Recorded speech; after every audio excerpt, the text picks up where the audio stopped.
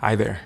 You might remember when we discussed biases in UX research in an earlier course. In this video, we'll focus on biases that might occur when you moderate usability studies. Remember, a bias is favoring or having prejudice based on limited information. It's important to call out that all humans are susceptible to bias. Yes, even you and me. The key is to identify and become aware of these biases so that you can guard against them. Identifying your own personal biases can be challenging. Because bias is usually unconscious, a lot of times we don't even realize we're experiencing it. But if you know what biases you have, you can take steps to minimize their effects. Let's go over some common biases you or your participants might have during usability studies. Let's start by discussing a couple of biases that you might have as a moderator during a usability study. The first bias is one we've already discussed, implicit bias or unconscious bias. Remember, implicit bias is the collection of attitudes and stereotypes we associate to people without our conscious knowledge. These attitudes and stereotypes are often negative, exclusionary, or disempowering.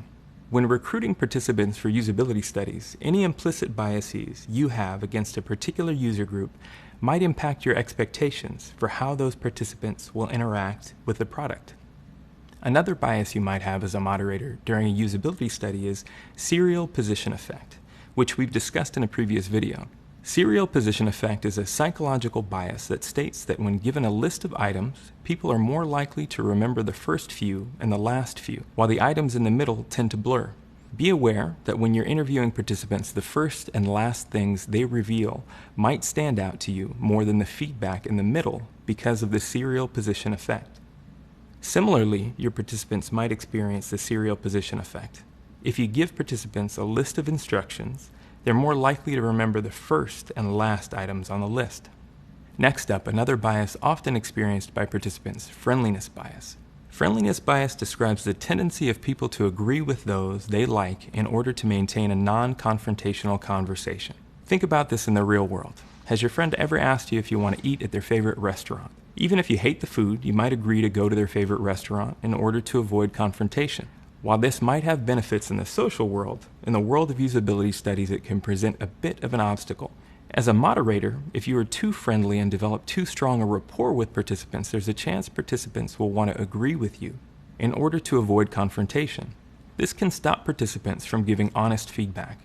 Your goal is to improve the product's design, so remind participants that you actually need honest feedback in order to improve the product. The last bias moderators need to guard against is the social desirability bias, which describes the tendency for people to answer questions in a way that will be viewed favorably by others. You've probably seen this happen in your own life. Imagine you're with a group of friends who are talking about a movie they enjoyed.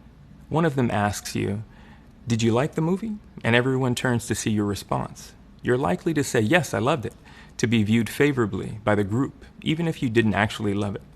Similarly, in usability studies, the social desirability bias can cause participants to focus on the positive aspects of their experience with the product and minimize the negative aspects. One way to guard against this bias is to provide participants with a series of statements that came from other users.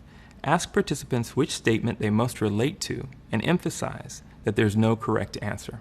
Okay, you're becoming a pro when it comes to usability studies. You now know the bias to watch out for when you're conducting a usability study and interacting with participants. Coming up, we'll continue this conversation and share some strategies for reducing your own bias during usability studies. See you there.